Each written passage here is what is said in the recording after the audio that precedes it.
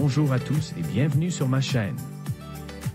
Aujourd'hui, nous allons plonger dans la croisière en mer. Si c'est votre première fois ici, n'oubliez pas de vous abonner et de cliquer sur la cloche pour ne rien manquer de nos prochaines vidéos. Et si vous êtes déjà abonné, merci de votre fidélité. Sans plus attendre, passons directement au sujet du jour. Croisière en mer. L'agence de voyage peut et doit explorer le marché des croisières, étant donné qu'il est en croissance au Brésil. Et pour offrir un bon service client, il est nécessaire d'avoir une meilleure connaissance de ce type de service. Grâce au contenu étudié dans ce cours, vous pourrez initier Marlon aux principales problématiques liées aux croisières. En ce sens, vous devriez effectuer quelques recherches pour aider l'agence de voyage. La première est de savoir quel navire était en opération au large des côtes brésiliennes la saison dernière, car l'agence de voyage doit contacter ces compagnies afin de composer des forfaits de voyage pour les saisons suivantes. Après avoir obtenu ces informations, il convient de vérifier quelle destination était couverte par ces navires, même s'ils effectuent des voyages vers les pays voisins, au départ de ports nationaux. Et en parlant de ports, il est extrêmement important que l'agence sache quels sont les principaux ports d'embarquement et de débarquement des touristes, car l'agence doit indiquer à ses clients quel port est le plus proche de l'embarquement et quel est le moyen de transport le plus simple d'accès au port. Enfin, vous devez décrire les dépenses qu'un passager peut engager en plus du billet de croisière, notamment les dépenses liées aux destinations.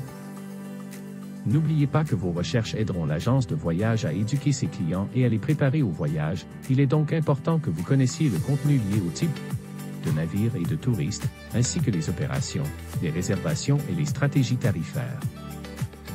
Maintenant, c'est à vous de décider. Transport fluvial au Brésil. Chers étudiants, savez-vous comment fonctionne le transport fluvial au Brésil? Également appelé transport fluvial, ce type de transport utilise les cours d'eau pour l'effectuer, c'est-à-dire qu'il s'agit de transports effectués dans les mers, les océans, les rivières ou les lacs. Dans cette classe, nous accorderons une importance particulière au transport maritime de passagers, c'est-à-dire aux croisières en mer. Initialement, il était utilisé pour le transport entre les continents, mais aujourd'hui, les croisières sont des complexes de loisirs.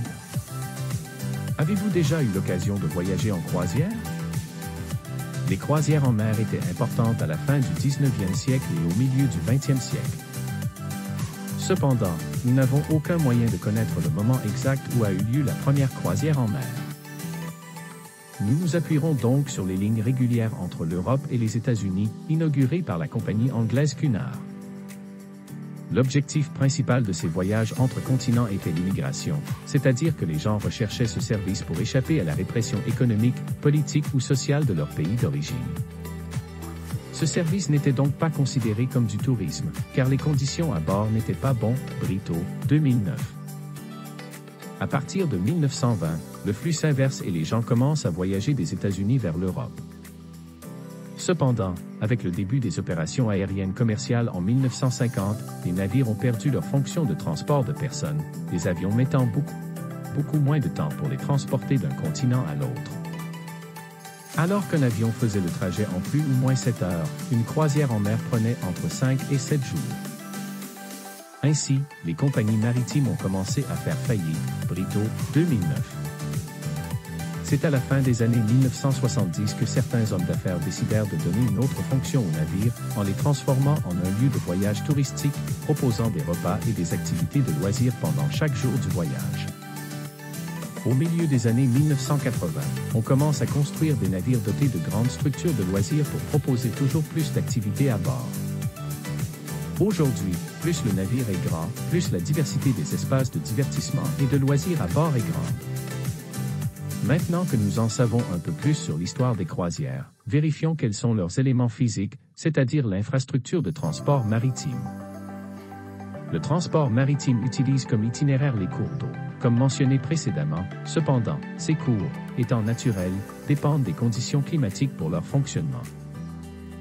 Les terminaux ou ports maritimes, comme on les appelle mieux, sont des lieux de la côte qui protègent les navires des vents et des marées, offrant la sécurité de l'accostage et de la réalisation de leur trafic et de leurs opérations de chargement. Dans les ports, il y a une intégration avec d'autres types de transports et la fourniture de carburant et de fourniture aux passagers et à l'équipage. En eux se déroule le début et la fin de tout voyage, et il peut être militaire, commercial, sportif, public ou privé. Ces terminaux doivent proposer des plateformes d'embarquement et de débarquement des passagers et de leurs bagages, installations d'accueil et de service aux passagers, un espace pour les organismes publics, comme la police fédérale, dépanneurs et installations, entre les autres. Et 10-12-8-2-2-1 exemplaires. Saviez-vous que le plus grand complexe portuaire d'Amérique latine se trouve au Brésil? C'est le port de Santos qui représente. C'est tout pour aujourd'hui. J'espère que cette vidéo sur la croisière en mer vous a plu et que vous avez appris quelque chose de nouveau. N'hésitez pas à laisser un commentaire ci-dessous pour partager vos pensées et poser vos questions. J'adore lire vos retours. Si ce n'est pas déjà fait, pensez à liker la vidéo et à vous abonner pour ne pas rater les prochains contenus. Merci d'avoir regardé et à très bientôt pour une nouvelle vidéo.